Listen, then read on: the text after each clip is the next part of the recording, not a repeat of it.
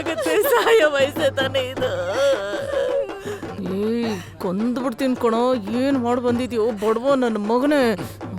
ಹಿಂಗೆ